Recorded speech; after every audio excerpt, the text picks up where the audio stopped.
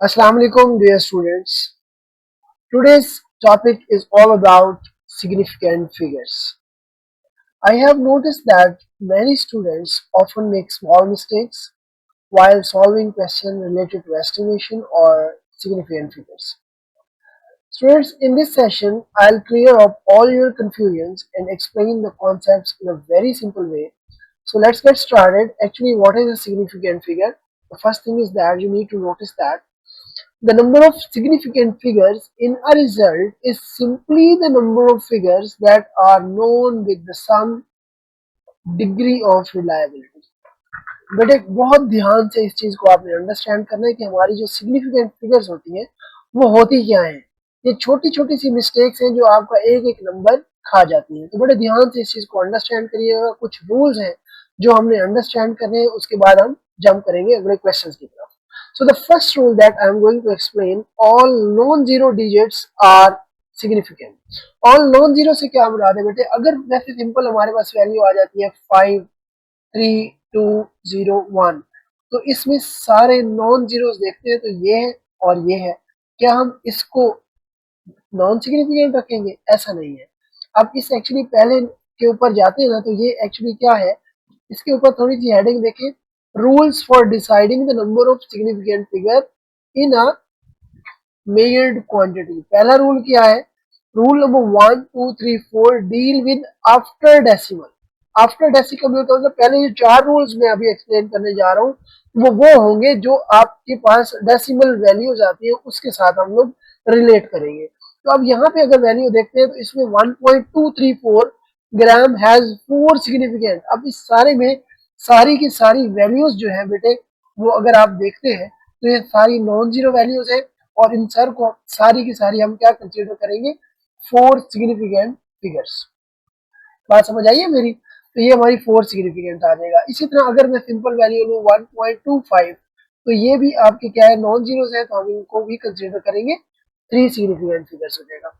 Next step हमारे पास क्या आ रहा है मेरा बेटा? क्वेश्चन पार्ट रूल जो हमारे पास है, second rule, zeros between non zeros digits are significant. जैसा कि अगर हमारे पास अब सिंपल सा नंबर आ जाए 1007, zeros between non-zero value that we have to count, so the answer would be 4 significant। इसी तरह अगर मेरे पास जैसे 3.07 आए तो इस जीरो को भी मैं कंसीडर करूंगा और मेरा आंसर क्या होगा? 3 significant। The third thing is that zeros to the left of the first non-zero digits are not significant। जैसा कि अगर मेरे पास पॉइंट आया और पॉइंट से पहले जीरो आ गया और पहले या बाद में आ जाए, ये हम कंसीडर नहीं करते मेरा बेटा। ये जो जीरोस है इनको हम कंसीडर नहीं करेंगे और इनको हम देखेंगे, ये 3 है तो हम लोग लिखेंगे 3 सिग्निफिकेंट है। इसी तरह अगर मेरे पास क्वेश्चन आया 0.012 तो ये जीरोस जो है कंसीडर नहीं करेंगे, so answer would be 2 significant. बात क्लियर है? इसी तरह पार्ट 4 की तरफ जंप कर रहा हूँ। पार्ट 4 मेरे पास है, zeros to the right of the decimal point in a number are significant. तो इसका मतलब जो जीरोस है टू द राइट 0.023 अगर मैं लिखूंगा तो ये कंसीडर नहीं होगा, बट इसी चीज को अगर मैं 0.230 लिख दूं तो ये कंसीडर होगा। ये हमारा 3 सिग्निफिकेंट है, ये हमारा 2 सिग्निफिकेंट है। इस बात का ध्यान रखना है बेटे। ये छोटी छोटी सी मिस्टेक्स हैं जो आपके नंबर खा जाती है, अपने ध्यान से इन चीजों को अंडरस्टैंड करना है। Rule number 5, zeros at the end of a normal number that does not contain a decimal point may or may not be significant। Sometime आपके पास क्वेश्चन ऐसे आ जाएगा 7 ऐसे, तो क्या ये कितने सिग्निफिकेंट होना चाहिए? 6 सिग्निफिकेंट। इसको 1 सिग्निफिकेंट लिखें। ठीक है, इस तरह के क्वेश्चन है। अच्छा जी, आगे चल रहा हूँ मैं। समटाइम ये काउंट होगा, समटाइम मे और मे नॉट लिखा हुआ है ऊपर में।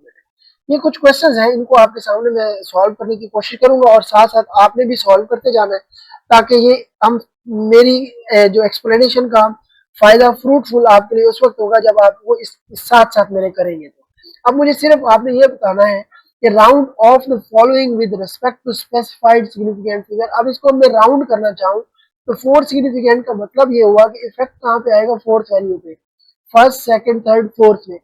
4 से नेक्स्ट जो वैल्यू है वो क्या है? 7 है। 7 is greater than 5, it means हमें इसको क्या करना है, राउंड करना है। तो राउंड जब मैं करूंगा तो मेरे पास आंसर क्या आ जाएगा, 123.9। तो ये मेरे पास क्या आ गया, फोर्थ सिग्निफिकेंट फिगर आपके पास आंसर आया। तो नेक्स्ट थिंग इज दैट इसको हमने देना है 2 सिग्निफिकेंट पे। तो अगर हम इसको 2 सिग्निफिकेंट पे देना चाहें तो क्या करेंगे बेटे, मुझे बताया जरा, पहले खुद थोड़ा सा थिंक आउट करें, क्या आंसर आना चाहिए जल्दी से। 12.345 क्वेश्चन है। अगर 2 सिग्निफिकेंट है तो मेरा बेटा जस्ट पहली 2 वैल्यूज लिखेंगे, क्योंकि थर्ड वैल्यू जो है आपके पास 0.3 जो है वो लेस देन 5 है, तो उसको हम राउंड नहीं कर सकते। तो we are going to simply write 12। अब यहाँ पे आए 0.005736, तो इसको 3 सिग्निफिकेंट पे करना है अगर, तो इसका मतलब क्या हुआ, पहली 3 जीरो तो आपकी काउंट ही नहीं होंगी। उसके बाद हमें 3 सिग्निफिकेंट चाहिए, 1 2 3। थर्ड वैल्यू पे इफेक्ट तब आएगा जब चौथी वैल्यू 5 और ग्रेटर देन 5 होगी। तो मैं इसका आंसर क्या लिखूंगा, 0.00574। I hope you understand. इसी तरह नेक्स्ट पार्ट देखिएगा, डी पार्ट 0.58764 है, तो इसको 1 सिग्निफिकेंट पे करना है। तो पॉइंट के बाद हमें क्या चाहिए, फर्स्ट वैल्यू। फर्स्ट वैल्यू के बाद एक्चुअली इफेक्ट राउंड करने के बाद फर्स्ट वैल्यू भी आएगा। तो सेकंड वैल्यू हमारी 8 है, तो मैं इसको क्या करूं, 0.6 कर दूं, तो ये मेरे पास 1 सिग्निफिकेंट आएगा। अब ये 5 सिग्निफिकेंट 43.008, तो ये 5 सिग्निफिकेंट हो गया।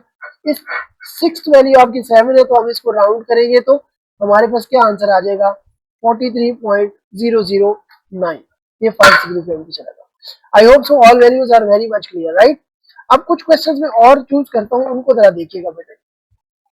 क्वेश्चन नंबर 2 मेरे पास है, indicate how many significant figures there are in each of the following measured values. अब हमारे पास ये है, अब 246.32 आपके पास है, तो मुझे बताइए कितने सिग्निफिकेंट फिगर है। तो इनको सिंपली काउंट करें, 1 2 3 4 5, तो ये 5 सिग्निफिकेंट फिगर्स है, राइट। बिल्कुल समझ आ रही होगी आप सबको, जरा ध्यान से देखते रहे मेरा बेटा। Okay, 107.854, 3 plus 3 6 significant figures, right. 100.3 अगर आपके पास ये है तो ये कितनी है, 4 है।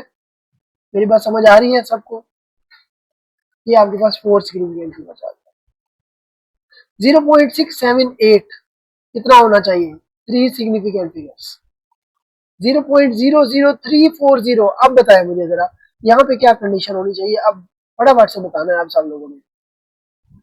0.00340, पहले मेरे आंसर से पहले आई वांट कि आप लोग पहले कमेंट करें इसका आंसर क्या है, फिर उसके बाद देखेंगे। हमें पता है कि बेटे पॉइंट के बाद अगर जीरो आ जाता है तो हम उसको नहीं देखते, लेकिन डिजिट के बाद वैल्यू आती है तो हम उसको काउंट करते हैं। तो इसका आंसर क्या है, 3 सिग्निफिकेंट। अब एफ पार्ट हमारे पास देखिए, 14.600, टोटल वैल्यू इज 5 सिग्निफिकेंट। उसके बाद 7 लाख 700,000, तो मेरा बेटा सम टाइम, ये लास्ट रूल है, मैंने आपको बताया था मे और मे नॉट। तो अब यहाँ पे फर्स्ट वैल्यू हम सिंपल काउंट करें, 1 सिग्निफिकेंट आंसर दें और दैट्स इट।